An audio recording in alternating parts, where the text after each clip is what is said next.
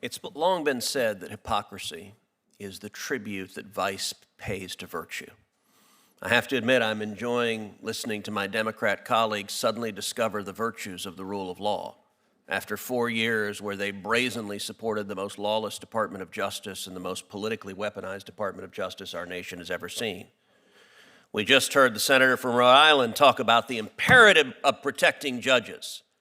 And yet not a single Democrat senator cared about the violent protesters that showed up outside Supreme Court justices' homes, including, I might note, female justices like Justice Amy Coney Barrett, threatening their family, and Joe Biden's attorney general didn't do a damn thing and refused to enforce the law to protect those judges. Why?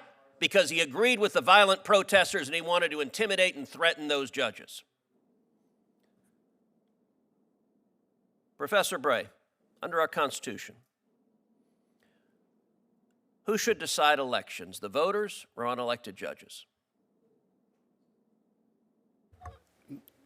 The voters are the ones who should vote in the election according to the laws, and the laws sometimes have to be applied by the judges if there are cases. And under our Constitution, who is charged with making policy decisions, elected representatives elected by the people or unelected federal judges?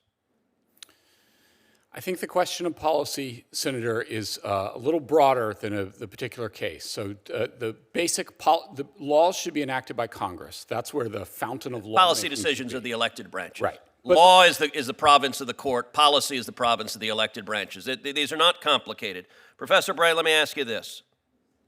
Do the federal courts have power to issue remedies for people who are not parties to a case? That's a question I agree is not complicated. They do not have that power. Is the phrase nationwide injunction or universal injunction found anywhere in the Constitution? It is not. First chart.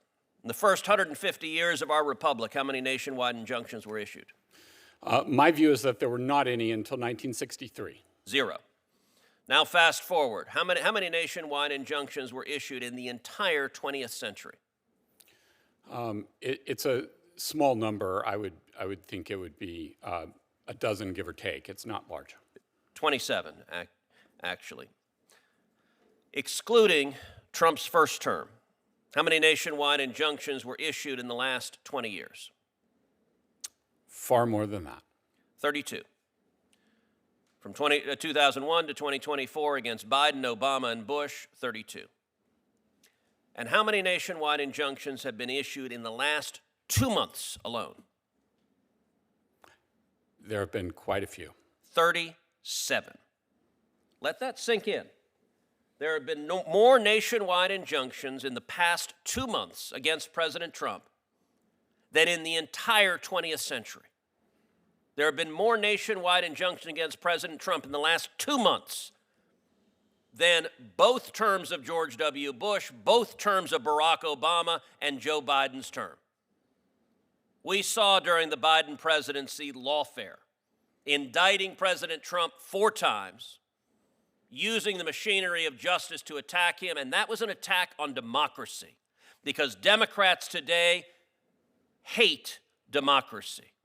Democrats today are angry at the voters for re-electing Donald Trump and electing a Republican Senate and a Republican House, and they engaged in lawfare to stop democracy from operating.